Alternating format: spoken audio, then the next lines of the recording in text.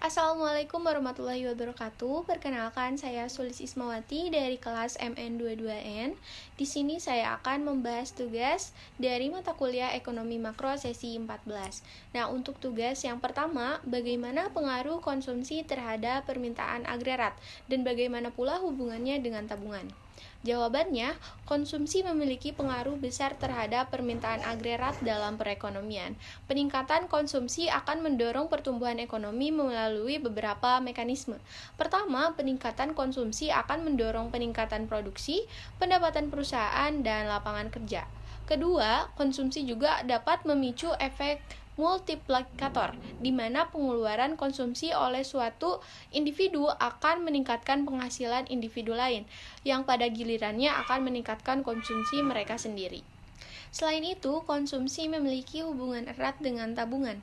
Tabungan yang disalurkan ke sektor keuangan dapat digunakan untuk investasi oleh perusahaan yang akan meningkatkan produksi, lapangan kerja, dan pendapatan nasional secara keseluruhan. Namun, tingkat tabungan yang tinggi dalam jangka pendek dapat mengurangi permintaan agregat karena konsumsi yang rendah. Namun, dalam jangka panjang, tabungan yang mencukupi akan menyediakan sumber daya untuk investasi dan pertumbuhan ekonomi yang berkelanjutan. Dalam kesimpulannya, peningkatan konsumsi berperan penting dalam mendorong pertumbuhan ekonomi melalui peningkatan produksi, pendapatan, dan efek multiplikator. Konsumsi juga memiliki hubungan yang penting dengan tabungan, di mana tabungan dapat digunakan untuk investasi yang memperkuat pertumbuhan ekonomi dalam jangka panjang. Lanjut ke soal nomor 2, jelaskanlah dengan maksimal tentang teori siklus hidup serta teori pendapatan permanen. Jawabannya, teori siklus hidup adalah sebuah teori dalam ekonomi yang mengemukakan bahwa pola konsumsi individu dipengaruhi oleh siklus hidup mereka. Teori ini dikembangkan oleh ekonom Franco Modigliani pada tahun 1950-an. Teori siklus hidup menjelaskan bahwa pola konsumsi individu dipengaruhi oleh tahap-tahap kehidupan yang berbeda, seperti pada masa remaja, masa dewasa, dan masa pensiun. Teori pendapatan permanen, yang juga dikembangkan oleh Modigliani, menyatakan bahwa konsumsi individu dipengaruhi oleh pendapatan jangka panjang atau pendapatan permanen, bukan hanya pendapatan saat ini. Individu cenderung mengonsumsi sebagian dari pendapatan permanen mereka pada setiap periode waktu, termasuk pendapatan saat ini dan tabungan terkumpul dari masa. Lanjut ke soal yang nomor 3, bagaimana dengan konsumsi jika berada dalam ketidakpastian? Nah, jawabannya, ketidakpastian memiliki pengaruh besar terhadap pola konsumsi individu. Dalam situasi ketidakpastian seperti ketidakstabilan ekonomi ataupun perubahan kebijakan pemerintah, individu menjadi lebih berhati-hati dalam mengelola konsumsi mereka. Mereka cenderung meningkatkan tabungan sebagai bentuk pelindungan terhadap kemungkinan kejadian yang tidak diinginkan di masa depan. Individu juga mungkin mengurangi pengeluaran konsumsi yang tidak penting atau mengutamakan kebutuhan dasar. Namun, respon individu terhadap ketidakpastian dapat bervariasi. Beberapa individu menjadi lebih hemat, sementara yang lainnya kebalikannya. Secara keseluruhan, ketidakpastian mengubah perilaku konsumsi individu. Individu menjadi lebih berhati-hati dalam mengelola keuangan mereka, meningkatkan tabungan sebagai bentuk perlindungan, dan mempertimbangkan ulang keputusan konsumsi jangka panjang saat menghadapi situasi yang tidak pasti. Soal nomor 4. Apakah yang dimaksud dengan perilaku konsumsi? Mengapa itu sangat penting? Nah, jawabannya, perilaku konsumsi merujuk pada pola dan keputusan yang diambil oleh individu atau rumah tangga dalam mengelola pengeluaran mereka untuk memenuhi kebutuhan dan keinginan konsumsi. Perilaku konsumsi sangat penting dalam konteks ekonomi karena konsumsi adalah salah satu komponen utama dalam pengeluaran agregat suatu perekonomian. Nah, berikut ini terdapat beberapa alasan mengapa perilaku konsumsi itu sangat penting. Yang pertama, pertumbuhan ekonomi. Yang kedua, permintaan agregat. Yang ketiga, pengaruh pada investasi. Yang keempat, pengaruh terhadap perekonomian makro. Dan yang kelima, indikator sentimen ekonomi. Nah, dalam keseluruhannya, perilaku konsumsi memiliki peran penting dalam membentuk kondisi ekonomi suatu negara.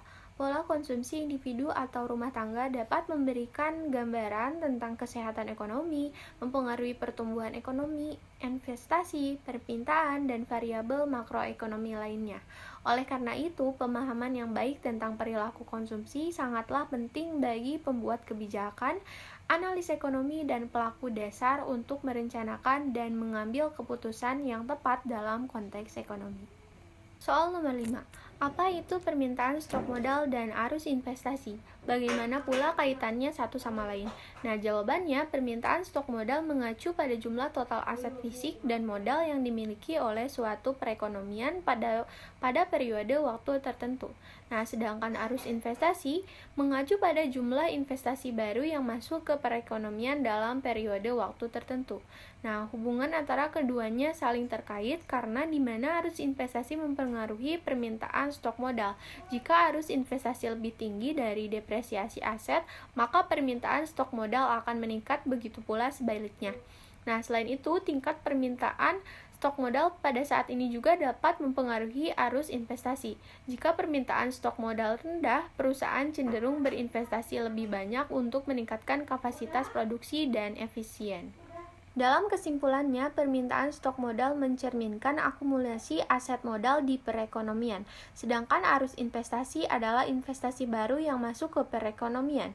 Keduanya saling berhubungan dengan arus investasi, mempengaruhi permintaan stok modal, dan permintaan stok modal dapat mempengaruhi tingkat arus investasi di masa depan. Soal nomor 6. Jelaskanlah yang terbaik dari Anda tentang subsektor investasi, bisnis fixed, perumahan, dan inventory. Nah, subsektor investasi terdiri dari 3 komponen utama. Yang pertama, investasi dalam bisnis tetap, melibatkan pembelian aset tetap untuk meningkatkan kapasitas produksi dan efisiensi operasional. Yang kedua, investasi dalam perumahan, melibatkan pembangunan atau pembelian rumah yang mendorong pertumbuhan ekonomi dan memenuhi kebutuhan perumahan. Dan yang ketiga, investasi dalam inventaris, melibatkan pengeluaran untuk membeli persediaan barang guna mengoptimalkan operasi bisnis. Ketiga, subsektor ini berkontribusi pada pertumbuhan ekonomi, menciptakan lapangan kerja, dan memenuhi kebutuhan serta permintaan dalam berbagai sektor. Soal nomor 7. Bagaimana hubungan antara investasi dan permintaan agregat? Jawabannya, investasi memiliki hubungan erat dengan permintaan agregat dalam perekonomian. Permintaan agregat merupakan jumlah total permintaan barang dan jasa oleh semua sektor dalam perekonomian pada periode waktu tertentu. Sedangkan investasi merupakan salah satu komponen utama dari permintaan agregat. Nah, secara keseluruhannya, investasi memainkan peran penting dalam mendorong permintaan agregat dalam perekonomian. Tingkat investasi yang tinggi dapat meningkatkan permintaan terhadap barang dan jasa, mendorong pertumbuhan ekonomi, menciptakan lapangan kerja, dan meningkatkan kesejahteraan masyarakat secara keseluruhan. Sebaliknya, penurunan investasi dapat mengurangi permintaan agregat, berdampak negatif pada pertumbuhan ekonomi dan stabilitas perekonomian. Sekian pembahasan tugas dari saya. Terima kasih. Saya mohon maaf bila ada kesalahan dalam penyampaiannya. Wassalamualaikum warahmatullahi wabarakatuh.